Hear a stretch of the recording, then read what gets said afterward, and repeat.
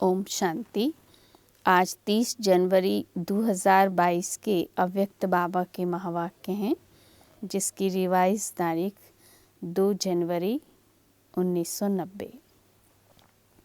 इसमें बाबा ने कहा, सारे ज्ञान का सार स्मृति है।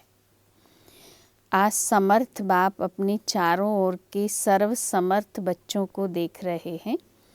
हर एक समर्थ बच्चा अपनी स्मृति प्रमाण आगे बढ़ रहे हैं। इस समर्थ जीवन अर्थात सुखमय श्रेष्ठ सफलता संपन्न अलौकिक जीवन का आधार क्या है? आधार है एक शब्द, स्मृति। वैसे भी सारे ड्रामा का खेल है ही विस्मृति और स्मृति का।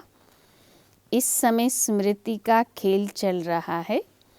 बाप दादा ने आप ब्राह्मण आत्माओं को परिवर्तन किस आधार पर किया? सिर्फ स्मृति दिलाई कि आप आत्मा हो, न कि शरीर। इस स्मृति ने कितना अलौकिक परिवर्तन कर लिया। सब कुछ बदल गया ना। मानव जीवन की विशेषता है ही स्मृति। बीज है स्मृति। जिस बीज से वृत्ति, दृष्टि, कृति, सारी स्थिति बदल जाती है। इसलिए गाया जाता है, जैसी स्मृति वैसी स्थिति। बाप ने फाउंडेशन स्मृति को ही परिवर्तन किया। जब फाउंडेशन श्रेष्ठ हुआ तो स्वतः ही पूरी जीवन श्रेष्ठ हो गई। कितनी छोटी सी बात का परिवर्तन किया कि तुम शरीर नहीं आत्मा हो। इस परिवर्तन होते ही आत्मा मास्टर सर्वशक्तिवान होने के कारण स्मृति आते ही समर्थ बन गई। अब ये समर्थ जीवन कितना प्यारा लगता है। स्वयं भी स्मृति स्वरूप बने और औरों को भी यही स्मृति दिलाकर क्या से क्या बना देते हो। इस स्मृति से ही संसार बदल लिया। ये ईश्वरीय संसार कितना प्यारा है।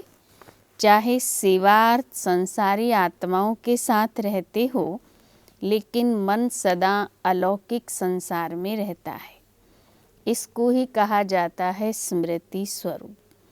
कोई भी परिस्थिति आ जाए, लेकिन स्मृति स्वरूप आत्मा समर्थ होने कारण परिस्थिति को क्या समझती? ये तो खेल है, कभी घबराएंगी नहीं। भले कितनी भी बड़ी परिस्थिति हो, लेकिन समर्थ आत्मा के लिए मंजिल पर पहुंचने के लिए ये सब रास्ते के साइड सीन्स और रास्ते के नज़ारे हैं। साइड सीन्स तो अच्छी लगती है ना। खर्चा करके भी साइड सीन देखने जाते हैं। यहाँ भी आजकल आबू दर्शन करने जाते हो ना। अगर रास्ते में साइड सीन्स ना हो तो वो रास्ता अच्छा लगेगा? बोर हो जाएंगे। ऐसे स्मृति स्वरूप समर्थ स्वरूप आत्मा के लिए परिस्थिति कहो, पेपर कहो, विघन कहो, प्रॉब्लम्स कहो, सब साइड सीन हैं। स्मृति में है कि मंजिल के साइड सीन्स अनगिनत बार पार की हैं। Nothing new. इसका भी फाउंडेशन क्या हुआ? स्मृति। अगर ये स्मृति भूल जाती अर्थात फाउंडेशन हिला तो जीवन की पूरी बिल्डिंग हिलने लगती है। आप तो अचल है ना।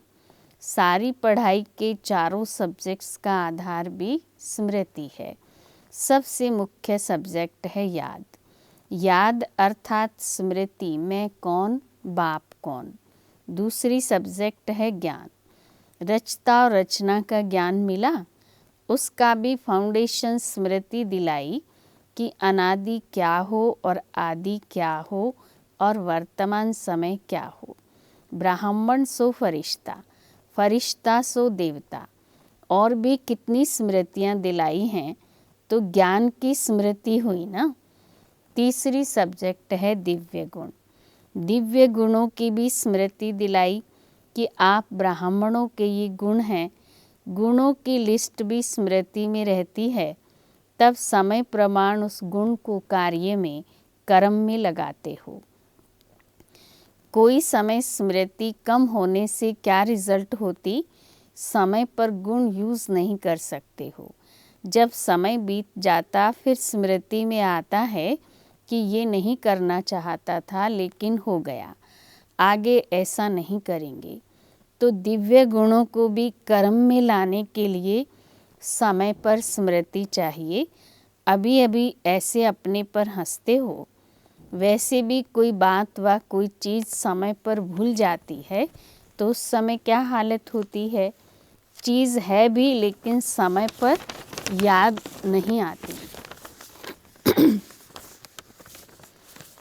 तो घबराते हो ना। ऐसे ये भी समय पर स्मृति न होने के कारण कभी कभी घबरा जाते हो। तो दिव्य गुणों का आधार क्या हुआ? सदा स्मृति स्वरूप, निरंतर और नेचुरल दिव्य गुण सहज हर कर्म में कार्य में लगता रहेगा। चौथी सब्जेक्ट है सेवा। इसमें भी अगर स्मृति स्वरूप नहीं बनते कि मैं विश्व कल्याणकारी आत्मा निमित्त हूँ तो सेवा में सफलता नहीं पा सकते। सेवा द्वारा किसी आत्मा को स्मृति स्वरूप नहीं बना सकते। साथ साथ सेवा है ही स्वयं की और बाप की स्मृति दिलाना। तो 4 ही सब्जेक्ट का फाउंडेशन स्मृति हुआ ना। सारे ज्ञान का सार एक शब्द हुआ, स्मृति। इसलिए बाप दादा ने पहले से ही सुना दिया है कि लास्ट पेपर का क्वेश्चन भी क्या आने वाला है। लंबा चौड़ा पेपर नहीं होना है, एक ही क्वेश्चन का पेपर होना है और एक ही सेकंड का पेपर होना है। क्वेश्चन कौन सा होगा? नष्टो मोहा स्मृति स्वरूप। क्वेश्चन भी पहले से ही सुन लिया है ना, फिर तो सभी पास होने चाहिए। सभी नंबर 1 पास होंगे या नंबर वार पास होंगे? डबल विदेशी किस नंबर में पास होंगे? नंबर 1। तो माला को ख़त्म कर दें या अलग माला बना दें? उमंग तो बहुत अच्छा है। डबल फॉरेनर्स को विशेष चांस है लास्ट सो फास्ट जाने का, ये मार्जिन है। अलग माला बनाएं तो जो पिकनिक के स्थान बनेंगे वहाँ जाना पड़ेगा। ये पसंद हो तो अलग माला बनाएं। आप लोगों के लिए माला में आने की मार्जिन रखी है, आ जाएंगे। अच्छा, सभी टीचर्स तो स्मृति स्वरूप है ना। चारों ही सब्जेक्ट में स्मृति स्वरूप। मेहनत का काम तो नहीं है ना। टीचर्स का अर्थ ही है अपनी स्मृति स्वरूप फीचर्स से औरों को भी स्मृति स्वरूप बनाना। आपके फीचर्स ही औरों को स्मृति दिलाएं कि मैं आत्मा हूँ। मस्तक में देखें ही चमकती हुई आत्मा व चमकती हुई मणि। जैसे सांप की मणि देख कर के सांप की तरफ कोई का ध्यान नहीं जाएगा, मणि के तरफ जाएगा। ऐसे अविनाशी चमकती हुई मणि को देख देह भान स्मृति में नहीं आए, अटेंशन स्वतः ही आत्मा की तरफ जाए। टीचर्स इसी सेवा के निमित्त हो। विस्मृति वालों को स्मृति दिलाना यही सेवा है। समर्थ तो हो या कभी कभी घबराती हो। अगर टीचर्स घबरा जाएंगी तो स्टूडेंट क्या होंगे? टीचर्स अर्थात सदा नेचुरल, निरंतर स्मृति स्वरूप सो समर्थ स्वरूप। जैसे ब्रह्मा बाप फ्रंट में रहा तो टीचर्स भी आगे हो ना, निमित्त माना आगे। जैसे सेवा प्रति समर्पण होने में हिम्मत रखी, समर्थ बनी, तो ये स्मृति क्या है? ये तो त्याग का भाग्य है। त्याग कर लिया, अभी भाग्य की क्या बड़ी बात है? त्याग तो किया, लेकिन त्याग त्याग नहीं है क्योंकि प्राप्ति बहुत ज़्यादा है। त्याग क्या किया? सिर्फ सफ़ेद साड़ी पहनी, वो तो और ही ब्यूटीफुल बन गई, फरिश्ते परियां बन गई, और क्या चाहिए? बाकी खाना पीना छोड़ा। वो तो आजकल डॉक्टर्स भी कहते हैं ज़्यादा नहीं खाओ, कम खाओ, सादा खाओ। आजकल तो डॉक्टर्स भी खाने नहीं देते। बाकी क्या छोड़ा? गहना पहनना छोड़ा। आजकल तो गहनों के पीछे चोर लगते हैं। अच्छा किया जो छोड़ दिया, समझदारी का काम किया, इसलिए त्याग का पदम गुना भाग्य मिल गया। अच्छा, अभी अभी बाप दादा को एथेंस वाले याद आ रहे हैं। एथेंस में सेवा का बड़ा कार्यक्रम चल रहा है, वो भी बहुत याद कर रहे हैं। जब भी कोई विशाल कार्य होता है, बेहद के कार्य में बेहद का बाप और बेहद का परिवार याद ज़रूर आता है।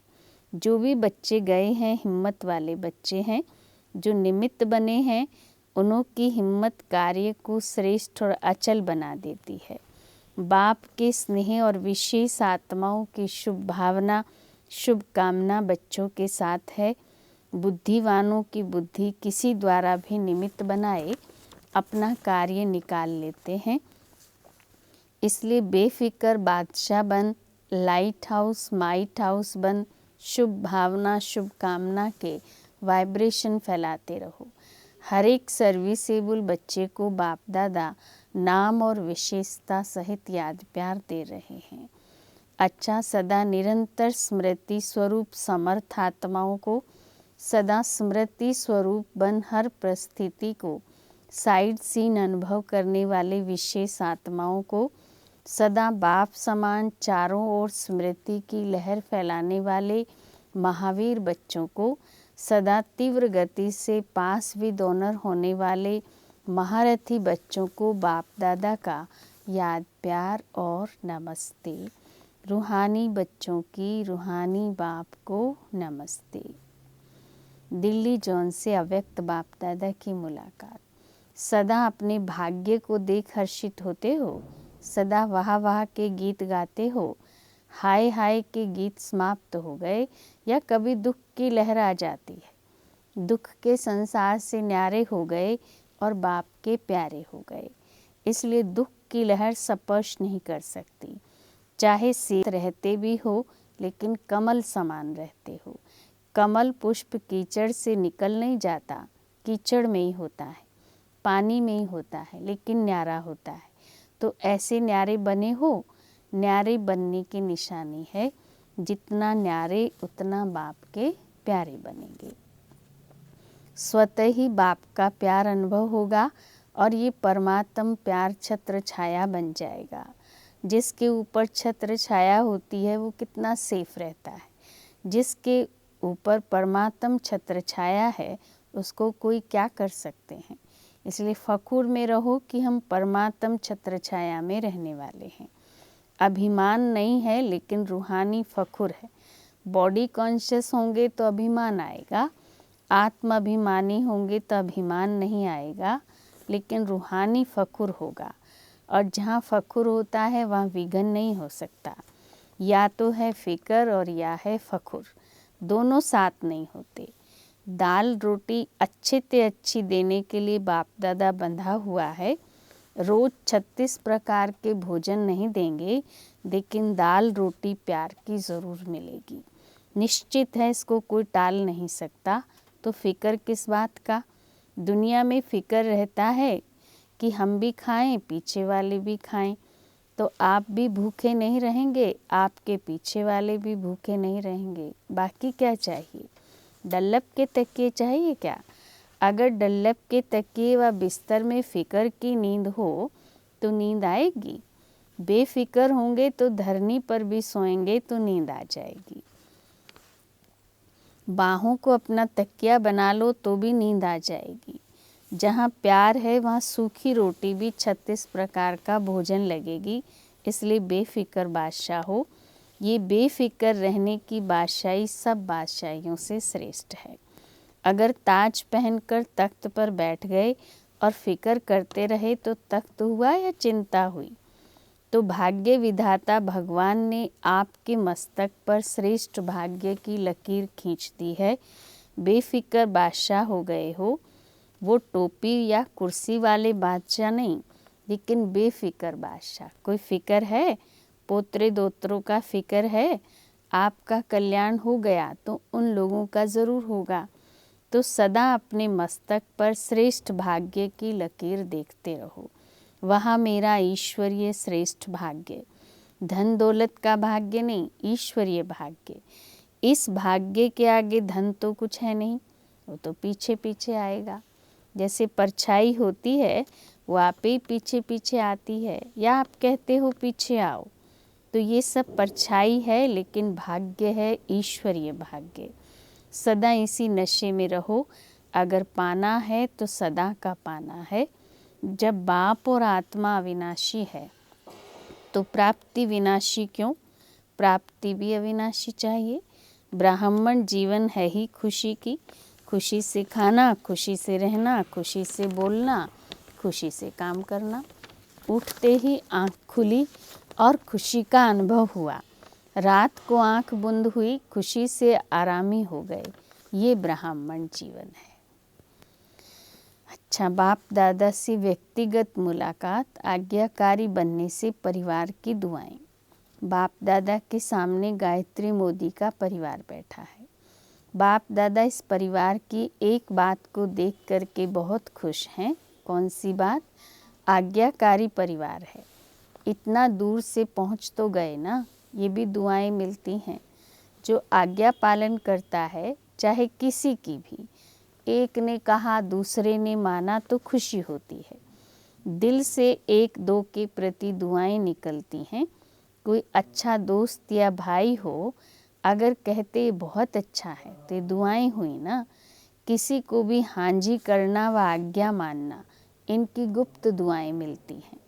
तो दुआएं समय पर बहुत मदद देती हैं।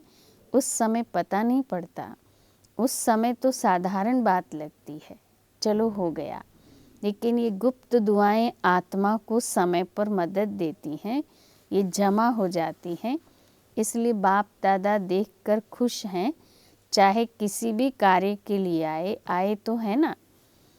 और ये भी याद रखना कि परमात्म स्थान पर किसी भी कारण से, चाहे देखने के हिसाब से भी आ गए, जानने के हिसाब से भी आ गए, तो भी पांव रखा, उसका भी फल जमा हो जाएगा। ये भी कम भाग्य नहीं है। ये भाग्य भी आगे चल कर के अनुभव करेंगे। उस समय अपने को बहुत भाग्यवान समझेंगे। किसी भी कारण से हमने पांव तो रख लिया, अभी तो पता नहीं पड़ेगा, अभी सोचते होंगे पता नहीं क्या है, लेकिन बाप जानते हैं, जाने अनजाने भाग्य जमा हो गया, जो समय पर आपको भी पता पड़ेगा और काम में आएगा। अच्छा, रशिया के भाई बहनों की याद चक्रधारी बहन ने दी। अच्छा है, थोड़े समय में सफलता अच्छी और अच्छी प्यासी आत्माएं निकली हैं। उनका स्नेह बाप के पास पहुंच गया। सभी को याद प्यार लिखना और कहना कि बाप दादा का स्नेह सभी बच्चों को सहयोग दे आगे बढ़ा रहा है। अच्छी सेवा है, बढ़ाते चलो। वरदान। पुरुषार्थ की यथार्थ विधि द्वारा सदा आगे बढ़ने वाले सर्व सिद्धि स्वरूप भव। पुरुषार्थ की यथार्थ विधि है, अनेक मेरे को परिवर्तन कर एक मेरा बाबा, इस स्मृति में रहना। और कुछ भी भूल जाए, लेकिन ये बात कभी नहीं भूले कि मेरा बाबा। मेरे को याद नहीं करना पड़ता, उसकी याद स्वतः आती है। मेरा बाबा दिल से कहते हो तो योग शक्तिशाली हो जाता है। तो इस सहज विधि से आगे बढ़ते हुए सिद्धि स्वरूप बनो। स्लोगन। माया जीत बनना है तो स्नेह के साथ साथ ज्ञान का भी फाउंडेशन मजबूत करो। लवलीन स्थिति का अनुभव करो। कर्म में, वाणी में, संपर्क में, संबंध में लव और स्मृति व स्थिति में लवलीन रहना है। जो जितना लवलीन होगा वो उतना ही लवलीन रह सकता है। अभी आप बच्चे बाप के लव में लवलीन रहे, औरों को भी सहज आप समान व बाप समान बना देते हो। ओम शांति।